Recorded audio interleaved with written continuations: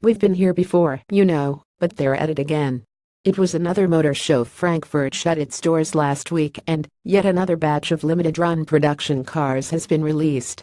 For example, did you know you can now buy an Audi R8 that only drives its rear wheels? Hurrah! What a thing! Trouble is, there'll only be 999 of them. Thus Audi joins the ranks of those that build cars in very limited numbers, such as when Porsche said it was going to make the 911R but only build 991 of them, or when Aston Martin unveiled a Zagato model but said there'll only be 500, or when Ferrari or Lamborghini make, well, anything mildly outside their usual radar. I'll be honest, I don't like it. I think it's cynical, I think it's unfair.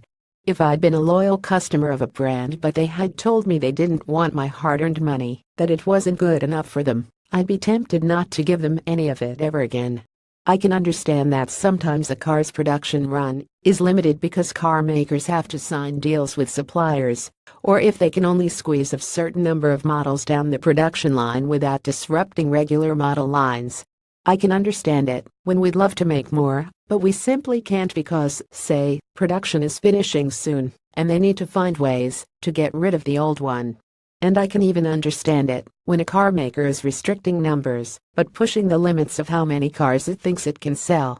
Porsche only made 918 Spiders, knowing it would have to work to find them all homes. It's when they know you'll be queuing around the block to get one that the practice irritates me. That they're making the car everybody wants, but simply not in significant enough quantities just because. It wasn't always like this. Nearly all premium and luxury and sports car makers have, at some point in their history, been utterly desperate for customers. They've been staring at frightening balance sheets and praying for dear enthusiasts to come in and love their engineering and save their bacon. And you did.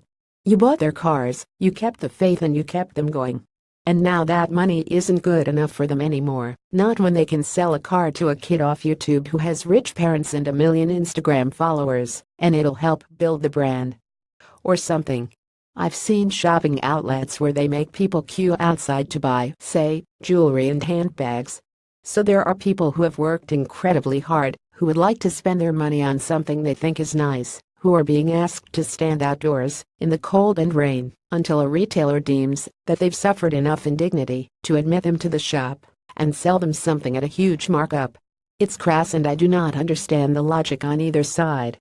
Of those who willfully treat valued customers without respect, or the customers who accept it, fighting over scraps like seagulls over discarded chips. Sure, a car maker has the right to make as many, or as few of something as it chooses. Just as you have the right to tell them to stick it. Related stories: Audi R8 V10 RWS revealed, Porsche 911R review, Audi R8 V10 Plus review.